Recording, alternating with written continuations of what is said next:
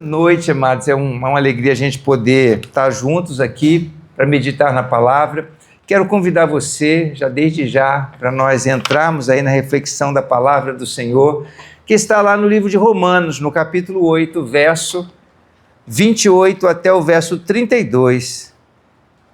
É muito bom a gente poder ter isso aqui, as Sagradas Escrituras, para nos conduzir, para nos impulsionar, nos encorajar, nos abençoar em tempos de aflições, em tempos de dificuldades. E nesta noite, eu quero fazer essa reflexão com essa pergunta: se Deus é por nós, quem será contra nós? Se Deus está do nosso lado, quem é que vai nos obstar, nos impedir? Então vamos aqui ler Romanos 8, verso 28 em diante. Sabemos que todas as coisas cooperam para o bem daqueles que amam a Deus, daqueles que são chamados segundo o seu propósito. Pois aqueles que Deus de antemão conheceu, Ele também predestinou para serem conformes à imagem do seu Filho, a fim de que ele seja o primogênito entre muitos irmãos. E aos que predestinou, a esse também chamou. E aos que chamou, a esses também justificou. E aos que justificou, a esses também glorificou. Que diremos então à vista dessas coisas? Se Deus é por nós, quem será contra nós? Aquele que não poupou o seu próprio Filho, mas por todos nós o entregou, será que não nos dará graciosamente com ele todas as coisas? Que Deus nos abençoe, irmãos, com essa porção da palavra. Quero convidar você para nós orarmos ainda nesse momento, que Deus possa falar profundamente ao nosso coração nesta noite, amém? Amado Pai, nós te agradecemos, porque temos a Tua palavra para nosso encorajamento, para o nosso fortalecimento.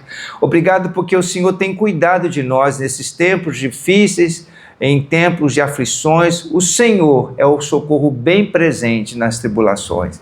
E nós te agradecemos porque tem sido realmente o nosso ajudador. Fala conosco agora através da Tua palavra. Usa meus lábios, ó Pai, para dar testemunho e compartilhar daquilo que o Senhor tem colocado em nossos corações, para que nós sejamos edificados, fortalecidos em Ti, pois a Tua palavra, ela é rica, ela é poderosa e ela nos instrui e nos orienta em tudo o que precisamos. Nós te agradecemos e pedimos a Tua bênção, Pai, em nome de Jesus. Amém, Senhor. Amém. Irmãos,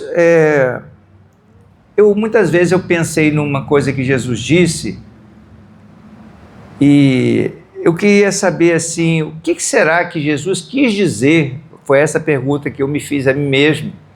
O que será que Jesus quis dizer quando ele falou: no mundo vocês vão ter aflições? No mundo vocês vão ter aflições, mas tem de bom ânimo porque eu venci o mundo. Eu fiquei em muitas ocasiões pensando sobre essa declaração, sobre essa afirmação de Jesus. Será que é para nós pensarmos o seguinte: no mundo a gente vai passar por muitas dificuldades e a gente tem que estar preparado para isso. Quando chegam as tribulações, quando chegam os problemas, eu normalmente me lembro dessa palavra aqui. Jesus falou: no mundo vocês terão aflições. Mas, quando a gente está vivendo o momento das aflições, vem muitas outras questões na nossa cabeça, além disso aqui. Por que, Deus, que eu estou passando por isso? Por que, Senhor, que eu estou enfrentando essa dificuldade? Eu ontem fiquei assim, me sentindo abatido, triste, por duas coisas assim, bem específicas. Primeiro que na última quinta-feira, minha filha estava aqui ministrando louvor e com uma tosse impressionante. Ela teve uma hora que os seus olhos encheram de lágrimas, não por causa de choro, mas por causa da tosse mesmo, que estava ali impedindo ela de louvar o Senhor. E nós oramos nós temos clamado, ela tem ido ao médico, tem tomado medicação e a tosse não para.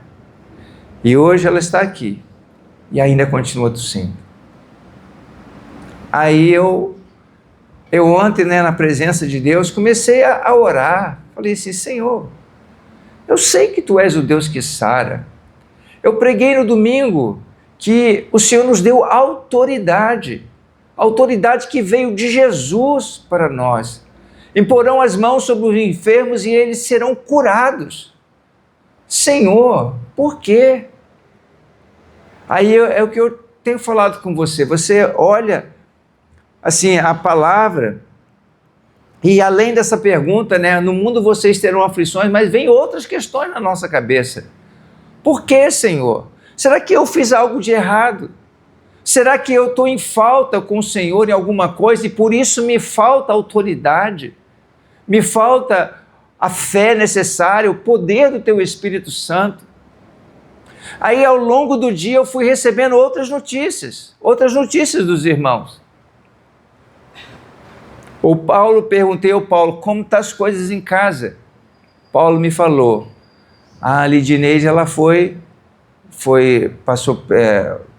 estava tomando medicação, ela não pode tomar qualquer coisa porque ela amamenta, mas ela ainda estava com sintomas de gripe muito forte, e ainda está.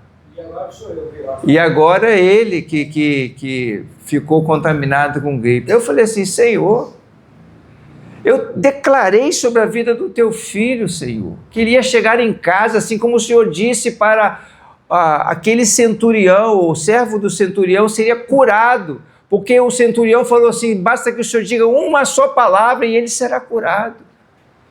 Aí vem aquelas questões: Senhor, o que está acontecendo, Pai? Quando foi à noite, a Micaélia colocou um áudio lá no grupo falando que estava levando o Micael para o hospital. Nós entramos em contato pelo celular, eu falei com o Diego, perguntei se ele tinha conseguido levar o Micael para o hospital, e ele estava lá, estava ainda aguardando, e aí nós entramos ali numa batalha de oração, e ali eu me derramei diante de Deus. Falei assim: Senhor, eu creio que o Senhor é o Deus do universo. E o Senhor nos tem dado graça, nos tem sustentado, nos tem dado poder. E muitas coisas estão acontecendo e eu sei que teu povo está sofrendo, teus filhos estão passando por dificuldade. Mas eu creio, Senhor, na tua palavra, eu sei que a tua palavra é a verdade. Aí eu ali estava com meu coração quebrantado diante de Deus.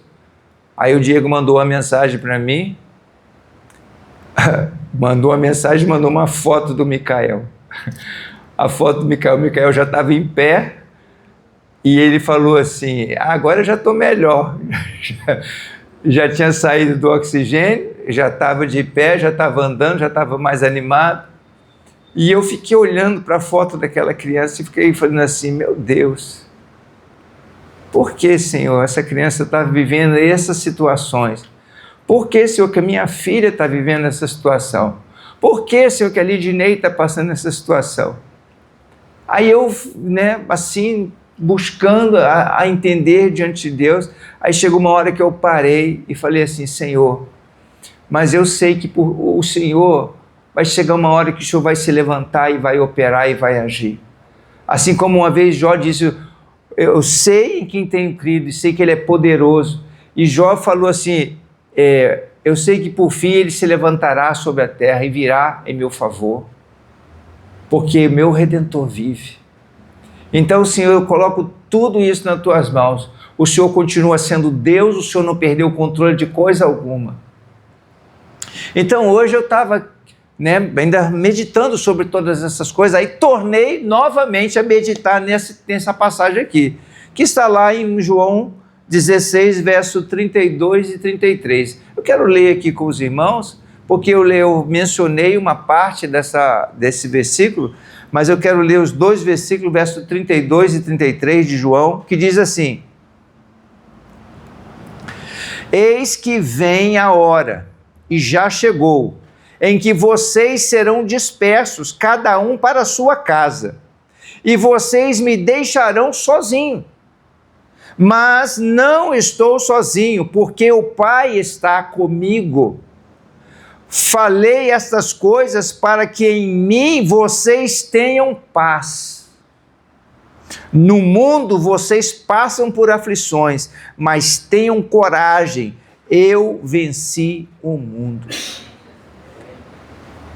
Aí eu, meditando sobre essa palavra aqui, eu disse comigo mesmo, peraí,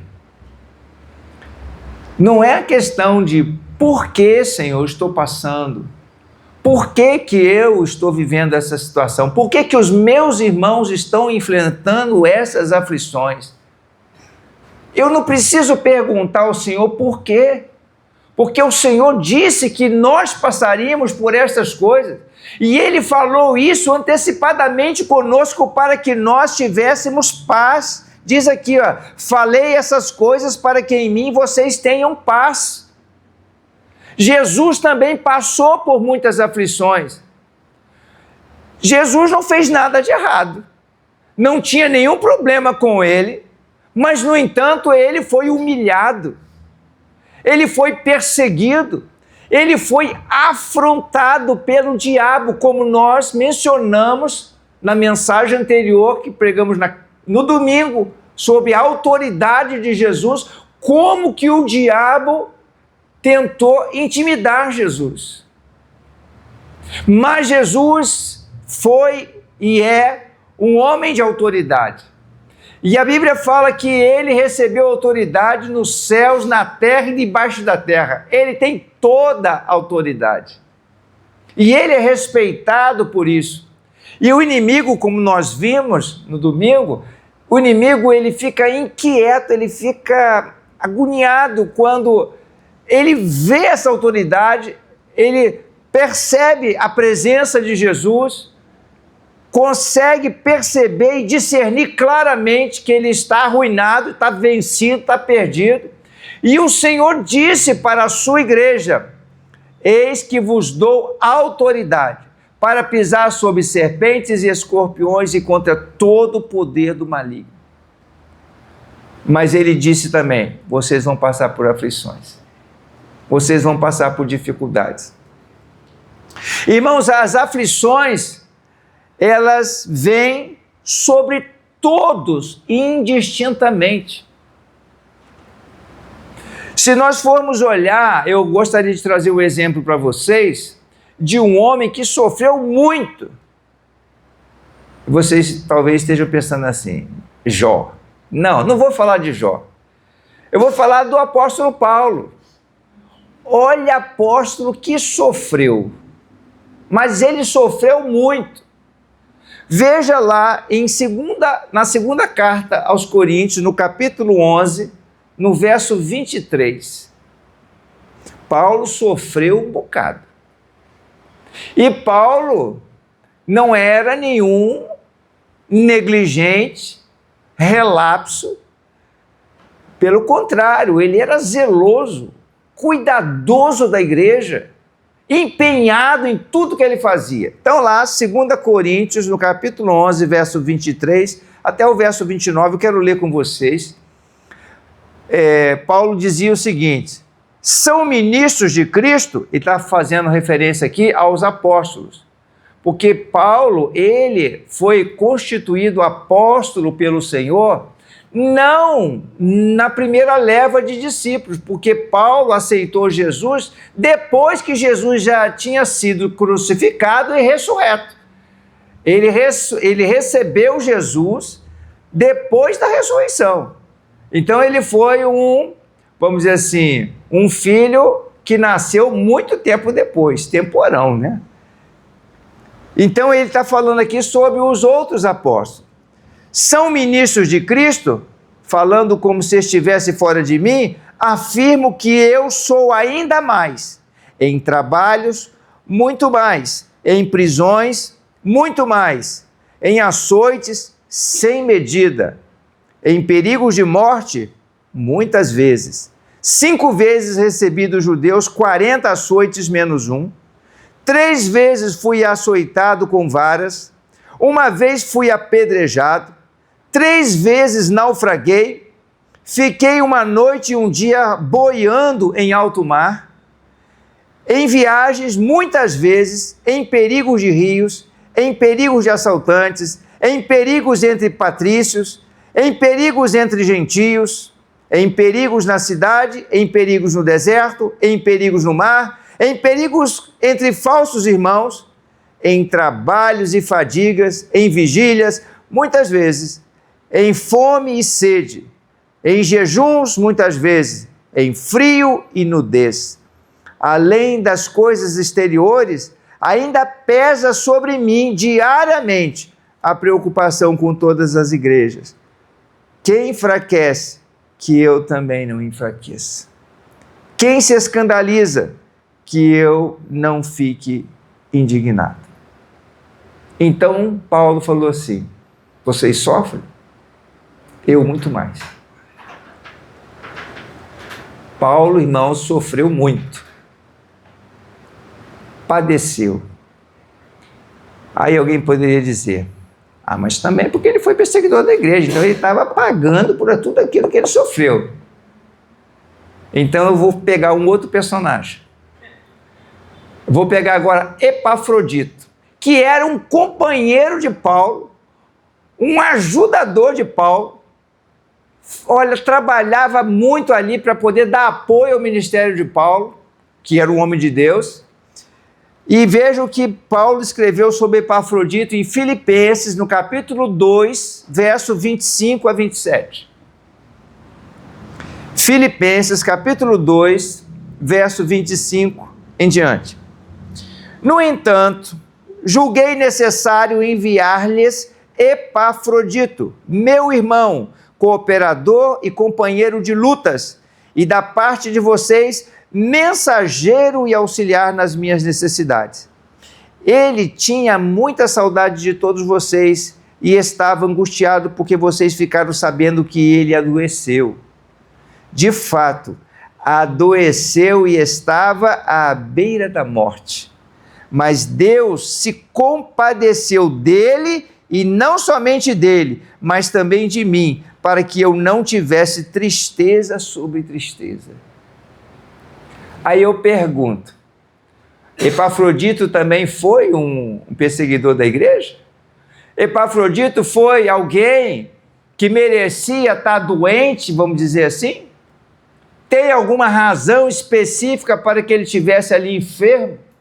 E adoeceu até a morte.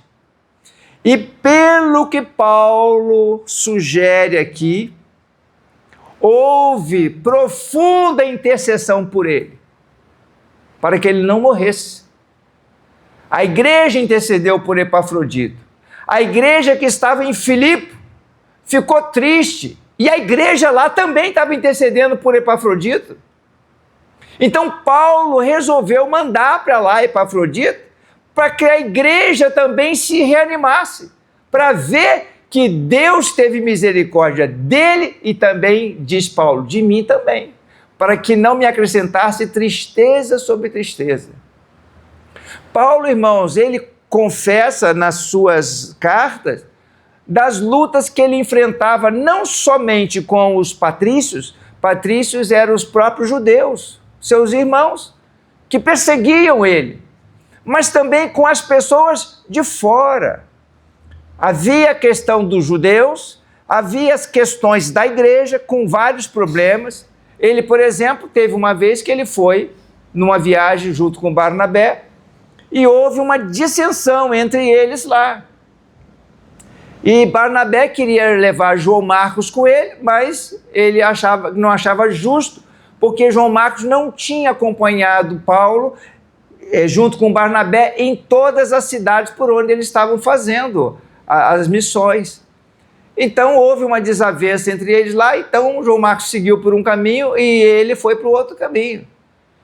Então eles tiveram problemas, tiveram dificuldades, dissensões entre os irmãos. Ele chorava pelas igrejas, e ele confessa isso lá na carta aos Coríntios. Então Paulo foi um homem que passou por muitas tribulações. teve companheiros dele que morreram, foram presos. O próprio Paulo foi preso. E ele escreveu grande parte das cartas dele, não foi da sua cama em casa, foi da prisão. Paulo foi colocado preso num toco lá, numa prisão, no subterrâneo.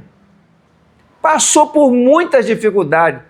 Foi açoitado ele sendo um varão romano, porque ele era romano de nascença. Judeu de descendência, mas romano de nascença. Então ele passou por muitas dificuldades. Seus amigos também. Mas então vamos agora sair de Paulo e vamos voltar para um dos apóstolos. O primeiro mártir dos discípulos, dos apóstolos de Jesus, foi Tiago. Tiago foi, morto à espada por Herodes. Tiago foi o primeiro que foi morto à espada por Herodes. Estevão foi outro mártir, que ele foi apedrejado. E olha que o rosto dele era o rosto como de um anjo. O primeiro apóstolo que foi morto foi Tiago, irmão de João, que era um dos discípulos mais achegados de Jesus. Será que ele fez alguma coisa errada? Mas ele foi morto pelo Herodes. E assim foi. Aí vamos agora pegar Pedro. Eu quero descrever aqui uma situação para que a gente siga adiante e entenda, amados, que as aflições, ela vem sob forma indiscriminada, é independente daquilo que você faz ou deixa de fazer. Jesus disse: vocês terão aflições. Tende bom ânimo, porque eu venci o mundo. Lá em Atos, no capítulo 12, verso 5, Pedro estava preso. E diz aqui nas escrituras, lá em Atos 12, 5, e assim Pedro estava guardado na prisão, mas havia oração incessante a Deus por parte da igreja a favor dele. Pedro estava preso. E você acha que ele estava lá tranquilo? Como é que você acha que Pedro estava se sentindo ali no cárcere? Se você for olhar o contexto dessa história, ele estava sendo guardado por quatro tropas, eram 16 guardas, estavam cuidando dele ali na prisão. Ele estava sendo vigiado, ele foi preso com correntes. É alguém tão perigoso, assim como nós tivemos, né, pessoas aí que estão sofrendo na prisão porque estavam portando Bíblia debaixo do braço, né? Mas Pedro estava lá sofrendo na prisão. Ele certamente estava com o coração angustiado. E quem mais estava com o coração angustiado por ele? A igreja. A igreja estava, diz aqui o texto, que havia oração incessante a Deus por parte da igreja a favor dele. Aí o que Deus fez? Se você for olhar o restante do contexto, Deus mandou um anjo lá, libertou Pedro, e Pedro, quando estava liberto, ele nem acreditou que estava liberto. Nem ele e nem os irmãos que estavam em oração lá, porque quando ele bateu lá na casa na casa onde estava a igreja, os irmãos estavam orando por ele, a menina, quando abriu a portinhola lá, viu assim, bateu a portinhola de novo e foi lá falar com o pessoal, tem uma pessoa lá, deve ser o anjo de Pedro, porque ele está parecido com ele. Mas era ele mesmo. O Senhor trouxe livramento para Pedro. E mais um exemplozinho só para a gente...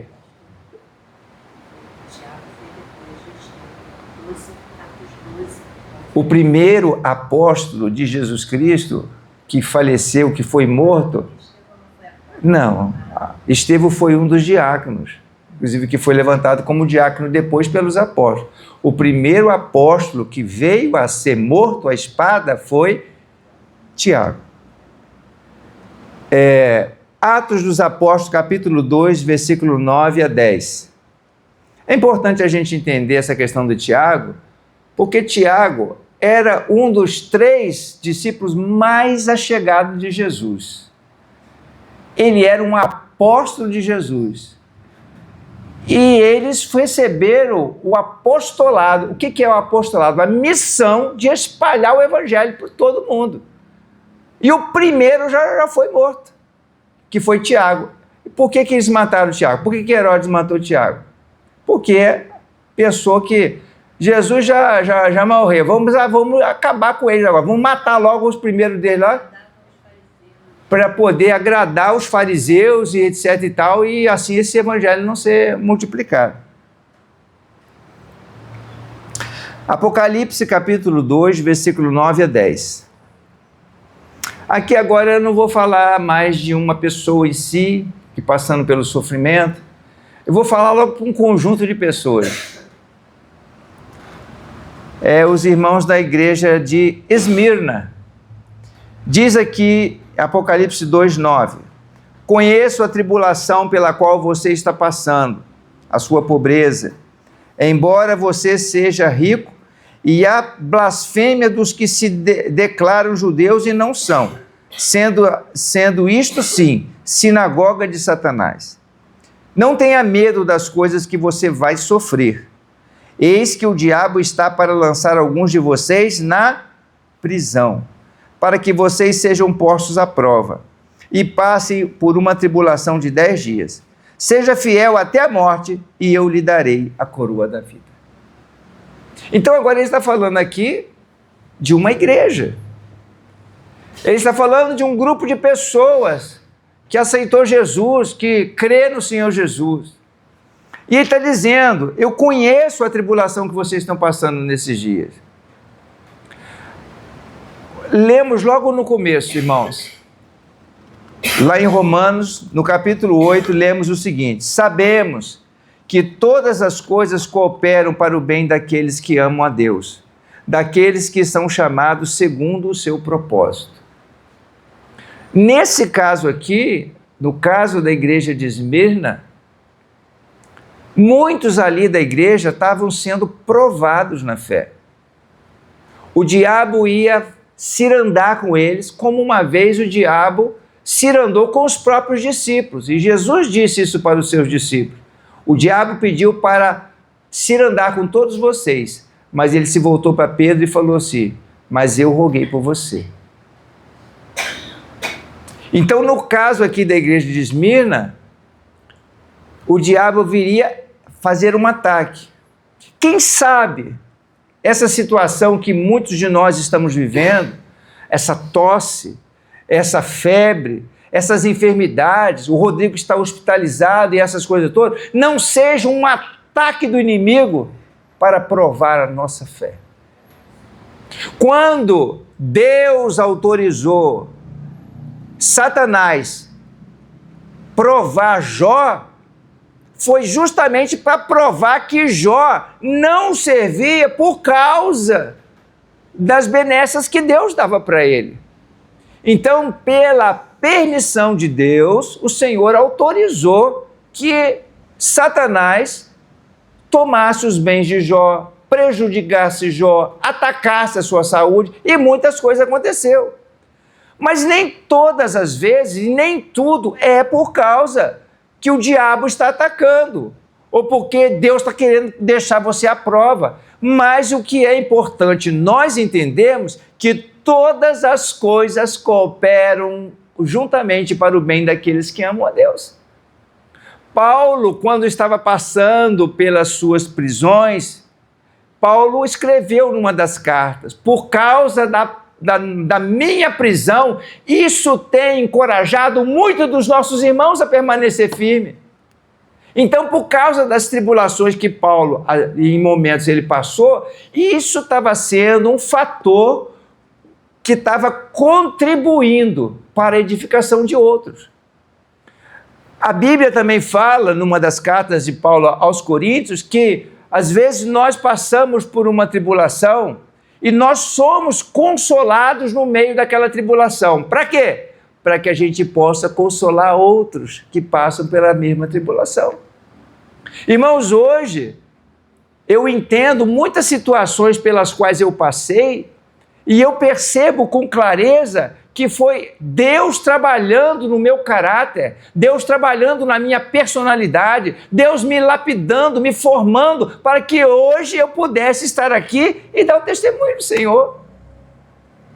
Poder orar pelos meus irmãos, poder conversar, encorajar, aconselhar, muitas vezes abrir meu coração e compartilhar também de lutas que eu passei e que Deus foi fiel comigo e me amparou, me sustentou. Então, por quê? Por quê? Não é porque, Senhor, eu continuo crendo em Ti. Eu sei que no mundo eu tenho aflições, mas eu confio no Senhor. O Senhor vai fazer o seu propósito, vai cumprir a sua vontade e eu quero permanecer firme no Senhor. Como ele falou lá à igreja de Esmirna, ele falou assim, seja fiel até a morte e eu te darei a coroa da vida. Então o Senhor prometeu isso. Agora, como lidar com as aflições? Né? Essa eu acho que é a grande questão. Não é o fato de saber que a gente vai passar por aflições, mas como vamos lidar com elas. E eu queria mostrar para vocês, pelo menos em 3 exemplos aqui. Primeiro, Mateus capítulo 8, versículo 23. Jesus estava com seus discípulos passando no mar da Galileia e a coisa ficou feia. O mar ficou agitado. Mateus capítulo 8, versículo 23. Jesus entrou no barco e os seus discípulos o seguiram. E eis que levantou-se no mar uma grande tempestade, de modo que as ondas cobriam o barco. Jesus, porém, estava dormindo, mas os discípulos foram acordá-lo, dizendo, Senhor, salva-nos, estamos perecendo. Como é que você agiria, né? Nessa situação, no meio do mar agitado, as ondas subindo, parece que o barco vai virar, e os barcos daquela época não eram aqueles barcos que hoje nós temos, que tenham toda uma estrutura, tem salva-vidas, etc. e tal. Não tinha muito dessas coisas, não. Como é que a gente ia agir? Qual seria o nosso comportamento? Mas ainda mais que eu estou vendo que Jesus está no barco, ainda está dormindo. Aí eles foram acordar Jesus. Senhor, Senhor, tem misericórdia, nós não estamos vendo que a gente vai morrer. E aí Jesus, o que Jesus disse para eles? Verso 26. Então Jesus perguntou, por que vocês são tão medrosos, homens de pequena fé? E levantando-se, repreendeu os ventos e o mar, e tudo ficou bem calmo. Vamos ver outra situação agora. Mateus capítulo 17, versículo 14. Mateus capítulo 17, 14 nos descreve de uma situação também muito complicada.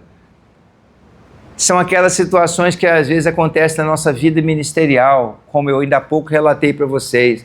Eu orei pela minha filha, orei lá pela Lidneide, orei pelo Micael, e ainda assim a gente está vendo essa situação. Então, às vezes os discípulos nessa ocasião aqui, tinha um homem que levou o filho dele, que estava terrivelmente endemoniado, e os discípulos não conseguiram expulsar aquele demônio. Aí olha só que situação, né? Incômoda. Mateus 17, versículo 14. Quando eles chegaram para junto da multidão, um homem se aproximou de Jesus, ajoelhou-se e disse, Senhor, tenha pena do meu filho, porque ele tem convulsões e sofre muito, pois muitas vezes cai no fogo e outras tantas caem na água. Apresentei-o aos seus discípulos, mas eles não puderam curá-lo. Jesus exclamou, ó geração incrédula e perversa, até quando eu estarei com vocês? Até quando terei de suportá-los? Traga o menino até aqui. E Jesus repreendeu o demônio e este saiu do menino e desde aquela hora o menino ficou curado. Olha só que situação constrangedora e de aflição para os discípulos. Eu sei, irmãos, que os irmãos não fazem isso, vamos dizer assim, de maneira para requerer alguma providência do pastor, mas o que acontece? Se o Senhor me colocou como pastor da igreja, é muito natural que ligue para o pastor e Senhor, pastor, o que eu vou fazer nessa situação? Me ajuda aqui em oração em relação a isso e tal. E o pastor tem que resolver. Pelo menos o pastor teria que apresentar uma solução. E o que acontece? O homem foi até os discípulos de Jesus e chegou lá e eles não resolveram o problema. Aí ele pegou e recorreu direto para Jesus. E aí, qual foi a resposta de Jesus? Ó geração incrédula e perversa, até quando eu estarei com vocês? Ia chegar o momento que chegou, que Jesus não estaria mais ali com eles. Que aí, surgindo um problema, quem ia resolver? Não é o Chapolin Colorado. Quem poderá me salvar? Não era ele que vai salvar. É o Senhor que continua agindo e operando através da vida dos seus servos, seus ministros. Então, eu quero ler com vocês mais esse texto que é a continuação de por que eles não conseguiram expulsar aquele demônio. Jesus já deixou claro. O que isso sugere para vocês? Ó geração incrédula e perversa, até quando eu estarei com vocês? O que Jesus está sugerindo aqui nessa chamada de atenção? Qual era a questão? A questão aqui era uma questão de fé. Então, veja o que Jesus disse no verso 19 e 20. Então os discípulos, aproximando-se de Jesus, perguntaram em particular: por que motivo nós não podemos expulsá-lo? Jesus respondeu: por causa da pequenez da fé que vocês têm. Por causa da pequenez da fé que vocês têm. Pois em verdade vos digo que se tiverem fé como um grão de mostarda, dirão a este monte: mude-se daqui para lá, e ele se mudará. Nada lhes será impossível. Irmãos, está escrito aqui: nada lhes será impossível. Se tiver fé. Se você crer no Senhor. Observe que nessas situações que eu descrevi aqui para vocês, eu fiz aquela pergunta, né? Como lidar com as aflições? As aflições, irmãos, é uma boa oportunidade para nós exercitarmos a fé. E o que o Senhor espera de cada um de nós? Que a gente coloque essa fé em ação. Porque no mundo nós vamos ter aflições. O que a Bíblia fala? O justo viverá da fé. O justo viverá pela fé. Sem fé é impossível agradar a Deus. O que o Senhor requer e o que o Senhor espera de cada um de nós é que a gente venha colocar a fé em ação. E como é que a gente tem fé? Como é que a gente recebe fé? A fé vem pelo ouvir, e ouvir pela palavra de Deus. Se nos falta fé, eu tenho que buscar ouvir a voz de Deus. Como é que eu vou ouvir a voz de Deus lá calado vendo a novela? Como é que eu vou ouvir a voz de Deus lá calado fazendo outras atividades? Como é que eu vou ouvir a voz de Deus estando em casa dormindo? Como é que eu vou ouvir a voz de Deus fazendo qualquer outra coisa que não seja meditar na sua palavra? Aí sabe o que acontece? A coisa vai ficando cada vez pior e o mundo e as pessoas cada vez com menos fé. Aí vem aquela advertência de Jesus: ó geração incrédula e perversa, até quando eu estarei com vocês? Até quando? Irmãos, hoje, essa oportunidade de nós estamos aqui, fortalecendo a nossa fé, ouvindo isso aqui, ó, nada lhe será impossível. Você acredita nisso? Nada lhe será impossível. A tribulação do tempo presente nem se compara com a glória que em nós há de ser revelada. A bênção do Senhor vai ser muito maior. Hoje as dificuldades que passo é para eu crer, continuar confiando no Senhor e acreditar que Ele fará o melhor. Que o melhor de Deus ainda está por vir. Que Deus vai cumprir tudo aquilo que Ele me prometeu. E isso é a palavra do Senhor. Então, eu quero concluir aqui lendo com vocês, lá, Tiago capítulo 5, versículo 13. Versículo 13 a 15. Alguém de vocês está sofrendo? Faça oração. Alguém está alegre? Cante louvores. Alguém de vocês está doente?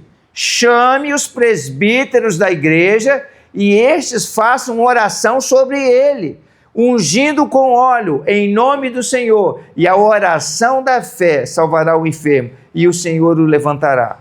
E se houver cometido pecados, esses lhe serão perdoados. Deus espera uma atitude da nossa parte. Se nós orarmos, se nós confiarmos no Senhor, quando vem as situações difíceis, irmãos, eu não posso ficar como ele falou assim aos seus discípulos. Por que são tão medrosos? Hoje mesmo eu li um trecho da palavra que fala assim: nós não devemos temer os homens, as pessoas que podem matar o corpo, mas não podem matar a alma e jogá-la no inferno. Eu tenho que temer aquele que tem poder para não somente tirar a minha vida, mas também jogá-la no inferno. Esse eu tenho que temer. Agora, se os homens se levantam contra mim, se as pessoas, se levantam contra mim, se vêm as dificuldades, eu sei que meu Redentor vive, que por fim ele se levantará em meu favor. Paulo, irmãos, foi ele quem disse, posso todas as coisas naquele que me fortalece. Eu aprendi a viver com fartura e também viver os momentos de escassez. A ter abundância, mas também ter necessidade. Posso todas as coisas naquele que me fortalece. Então, as situações que a gente passa, elas vêm sobre todos. Mas a gente precisa tão somente permanecer na fé. Não pensar que Deus te abandonou, não pensar que você não é merecedor. Hoje mesmo eu estava fazendo minhas transações durante o dia, fazendo algumas coisas, e aí eu paro assim: o que eu estou fazendo de errado? Por que isso não está dando certo? E aí Deus começa a me mostrar que pessoas muito mais experientes do que eu, pessoas que são muito mais consagradas do que eu, incorrem em problemas muito semelhantes, iguais aos meus.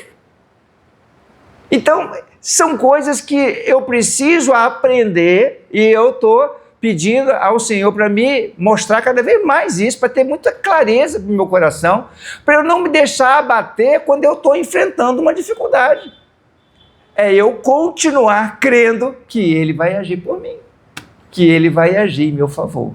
E por fim Ele vai se levantar e vai realizar aquilo que eu não posso fazer. Então, Romanos, onde nós lemos lá no início, se Deus é por nós, quem será contra nós? E Paulo, ao dizer lá, ao fazer esse hino de louvor, de vitória ao Senhor, diz lá no verso 35, quem nos separará do amor de Cristo? Quem nos separará do amor de Cristo? Será a tribulação, a angústia, a perseguição, a fome, a nudez, o perigo, a espada. Quem? Como está escrito, por amor de ti somos entregues à morte continuamente. Fomos considerados como ovelhas para o matadouro. Em todas estas coisas, porém, somos mais do que vencedores, por meio daquele que nos amou. Ninguém pode nos separar do amor de Deus. Ninguém pode nos separar do amor de Deus que está em Cristo Jesus. Então, nesta noite, como disse Tiago, alguém de vocês está sofrendo? Vamos orar. Está alguém alegre? Vamos cantar, vamos louvar a Deus. Está alguém doente? Vamos interceder e orar. Nós vamos buscar o Senhor. Amém? Que Deus abençoe a sua vida nesta noite. Quero convidar você para ficar de pé. Nós vamos orar nesse momento.